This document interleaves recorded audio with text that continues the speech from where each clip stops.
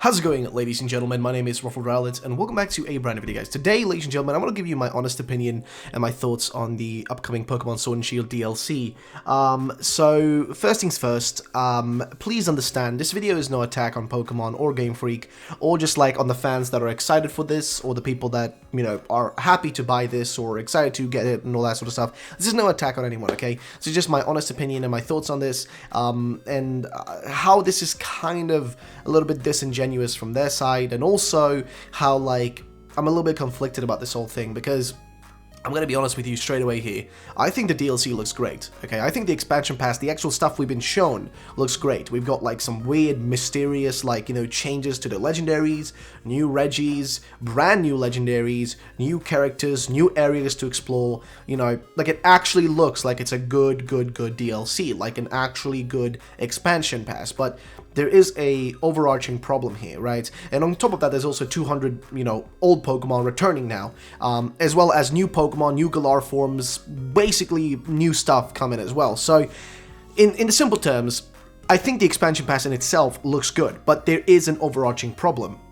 And that's what I want to get to. So first things first, big shout out to Arlo, because he actually talked about this as well, and I pretty much have the same thoughts that he has, like the exact same feelings. Like, he didn't really enjoy Sword and Shield, he thought it was kind of lackluster, and I felt the same way. I thought Sword and Shield was very much a lackluster game. I didn't really enjoy it that much. I thought it was half a game. I thought it was like as if I was playing half a game and the other part was missing, right? Like, I remember talking about this before the expansion pass was even revealed. I remember talking about it and specifically saying, like, this feels like half a game.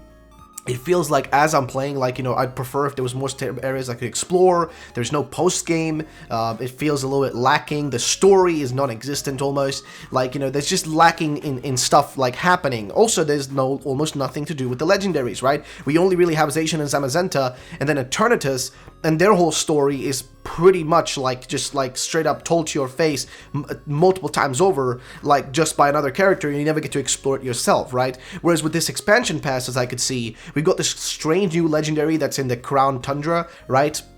Which is really strange, and, like, I want to see what that's going to be about. We've got the old legendaries like, you know, Articuno, Zapdos, Moltres getting brand new forms, which is also really strange. We've got some weird, like, you know, areas for, like, I don't know, the Regis and whatnot. Like, basically, there seems like that's where all the cool shit's gonna be, right? All the cool stuff is gonna be in the DLC and expansion, whereas there was nothing really in Sword and Shield. It really lacked, and that's where my problem comes in, right? I feel like them selling us the original base game, right, with, you know, just that kind of 50% of an experience and the other half missing, and then selling us the remaining half, right? And I don't even think this is the only remaining half. I think this is going to be only Expansion Pass 1 out of maybe 2. I think there's going to be another Expansion Pass probably next year. I really feel so. I feel like they're going to do another Expansion Pass in 2021. Or at least after the next Expansion Pass passes, like as soon as, like, this current Expansion Pass Part 2 comes out, which is the Crown Tundra.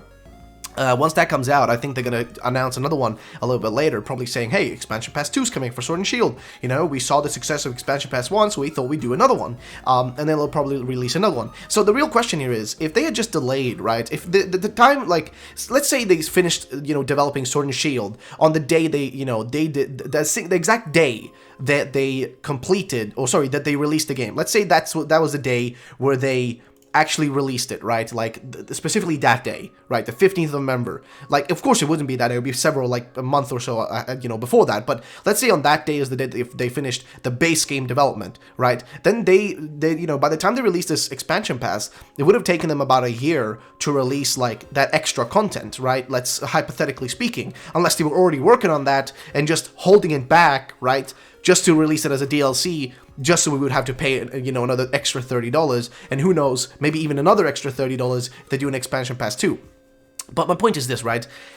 If they were finished by then it would have taken them until fall this year of 2020, which is, you know, give or take, how much time would that be? Like, give or take a year, maybe like 10 months or so, give or take maybe, for them to finish another set of, how would I put it? Like, another set of the game, essentially, right? And the DLC will be finished within that span of time. So logically speaking, wouldn't they just have been able to, like, hold back the game for a year and then release all this content in a singular package, like as the Sword and Shield games, instead of having to split it up into, like, you know, these DLC, because that's where I feel like the problem comes in. Now, of course, I understand, and people will try to make the argument, you know, hey, they have to, you know, align with the TCG and the anime and stuff, but the thing is, I don't see why that can't be worked around, because this way, it feels a little bit disingenuous, because we essentially get, you know, they told us a bunch of stuff. Like, I remember specifically Masuda saying, hey, we're never gonna do DLC, it's not really the thing that we do it here at Game Freak, it's not what Pokemon's about, we don't really want to segment,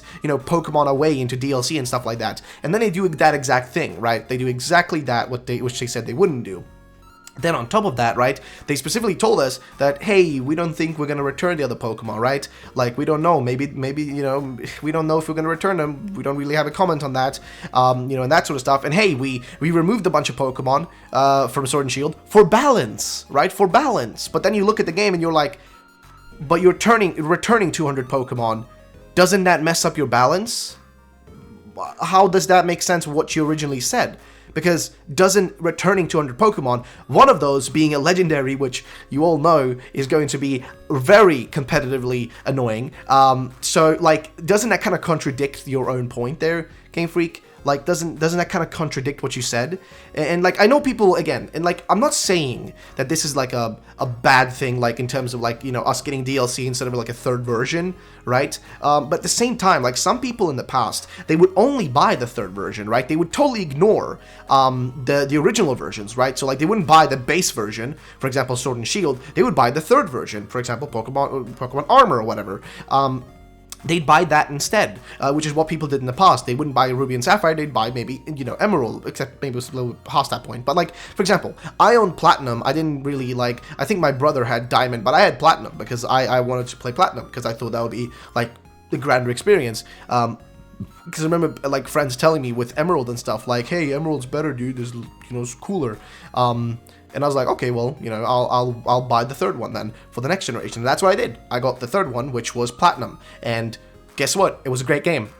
It was an amazing game. So, like, sometimes that was a beneficial thing. Now, again, it was also really scummy of them to basically make like, it was a bit of a scummy thing, right? To, like, make a third version where you barely have, like, usually barely had any extra content, and then charge a full price for that, whereas it's literally just the same game as before, but with some added content. Of course, Platinum did have a lot of extra stuff in there, but my point still stands. Like, you know, like, of course, you know, I get it, right? In some sense, this is actually better, but at the same time, it feels like this is definitely one of the situations where they could have just included a lot of this stuff. Like, it definitely could have been included in just the base game, right? If this is the amount of time it takes them to release the DLC, which is basically a span of a year, right?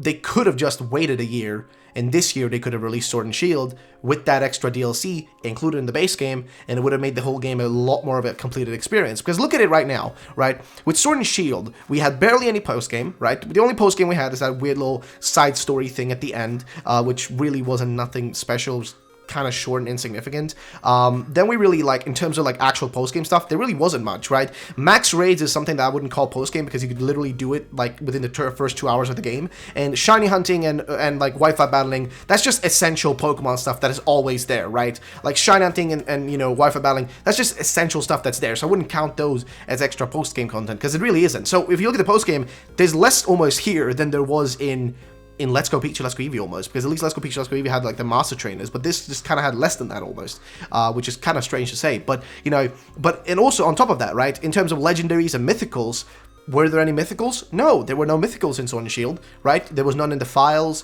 there was none available in the game, none of that was there, right? None of it. Also, on top of that, there was only, like, 3 legendaries. It was, like, just the base legendaries, right? The one for the game exclusives, right? Zamazenta Zacian and Zacian Zamazenta, and then, of course, you know, Eternatus, which is the big evil one, right?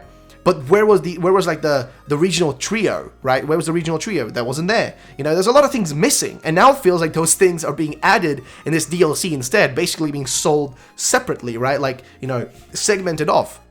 Whereas I feel like it could have been part of the base game, and that's really where I'm standing, right? Do I think the expansion looks bad? Hell no. I think it looks great. I think the Isle of Thunder or whatever, like, or Isle of Armor, sorry, looks great. The actual, like, area there looks cool. Then the Crown Tundra, that is my favorite. It looks honestly fantastic, because I love, like, snowy areas and all that. So I cannot wait to explore that place. But, like, like the actual expansion itself looks really cool. It like actually looks really cool. But then again, they've only shown us a few bit parts, right? So we don't know if this is going to be like a grand scale extra adventure or what it is. But I feel like here's the problem, right? The difference between the other games and this game, this is where people make a big argument, right? They're like, oh, but you're okay with this game doing expansion pass and this game doing expansion. But this is the difference, right? Those games had a good base version. Sword and Shield is not a good base version, at least in my opinion. I don't think it's a good base game. That's the problem, right? Those other games, like Xenoblade 2, right? Xenoblade Chronicles, right? Like, oh, no, Xenoblade, sorry. That game, it had a good base game. It was a good base game. And then they did an expansion pass that was essentially a whole nother game in itself almost, in terms of size, right? Which just added more to the already good experience, right? Which is why that was more acceptable. Same thing with like Breath of the Wild. If Breath of the Wild was a good game, like as a base game, it's a good game, right? And you add DLC, then who cares, right? If the base game is good, DLC is totally fine. Right? Like, that's where I see it acceptable. I mean, even a franchise that's recently being compared to Pokemon, which I've been compared to Pokemon for a long time now, Call of Duty and Pokemon, I feel like these two are very similar in recent times. They're both not in recent times, in a long time now, was just constant churning out of games. But even Call of Duty is doing this better, where like they released the base version of the Call of Duty Modern Warfare game, which I play, by the way, and I think it's great. But guess what? I did not need to pay for the DLC, because they're not doing this sort of DLC as before. They're releasing maps and content for free. They're expanding on the game for free, and including like a battle pass where you can just get a few extra skins and stuff if you want to. It's not necessary, you're not forced to, but it's there, right? And they're not even charging for these updates, right? Free maps, free content. I'm playing it and I'm noticing as there's new stuff coming out, like, hey, they release Shipment, oh, they release another map, you know, there's more stuff coming out and new modes and all that stuff, but it's for free, right? They're not charging you for any of that, and they used to do that in the past. So it feels like it's a reversal of roles now, whereas Pokemon, you know, it's kind of like switching here, but at the same time, let's be honest, Pokemon's been doing this for a long time already. The only difference now is that, at least in the past, the base games would at least have, you know, like a substantial amount of that content. Now it feels like a part of that content's been segmented off, so it can make the expansion pass look far more attractive, right? And this does make the, like, honestly, if you look at the expansion pass, it really does look cool. Like, it does look cool, and I think that's the point. They want it to look cool, so you are more in line to actually want to buy it. And that's really what my thoughts are. Like, do I think the expansion pass is going to be good? I hope so. I really do hope it's fun. But if it is fun also, that's another problem. Why wasn't that included? Why wasn't that fun included in Sword and Shield in the base game, right? Like, why wasn't that there? I would have preferred if it was there. This way I'm paying $90, you know, and if you've got both games and you want to have the DLC on both games, you're paying a lot of money. You're paying a lot of money for that. But, you know, like, I'm basically, you know, having to pay way more than I'd ever have to pay in the past. And people make the argument, like, oh, but, you know, you'd rather pay, you know, $60 for a third version. But here's the thing, I still wouldn't have been paying $60 because in the past the games were $45 and not $60. Now they're $60. On top of that, the $30 for the DLC, that's $90 for essentially a complete game. And I feel like that's where my thoughts are. Now, again, I feel like, you know, this DLC, hopefully it's going to be good. I do hope so, because then I can redeem, like, you know, redeem the games for me and, like, redeem that sort of stuff. And if they're really filled with content, like a lot of content, maybe it'll be enough to redeem the whole situation. But that's only if they're really filled with content. If it's just a few hours of gameplay, then honestly, that's where I would kind of get really pissed off. Where, like, if I'm paying already $60 for the base game, which was lackluster, and then another $30 for the DLC, which is even, like, also lackluster, that would be, like, kind of the line for me. Because, honestly, this DLC has to be really good if they want to redeem this game, in my opinion. At least from my perspective. Again, if you enjoy the games, that's totally fine. You know, keep enjoying them. That's awesome. I mean, hey, I'm glad you find, you know, you got a game that you really enjoy and you want to keep playing. That's awesome. And hey, now you'll be getting more content if you want to get it. There it is. And also another thing, by the way, the whole thing about, like, Pokemon being locked off. I already talked about this a moment ago about the whole, like, they made the argument that balance was the reason they removed Pokemon. Well, that clearly isn't true. And also, you're not paying, by the way, for the remaining Pokemon. Those are being released in the games as a free update.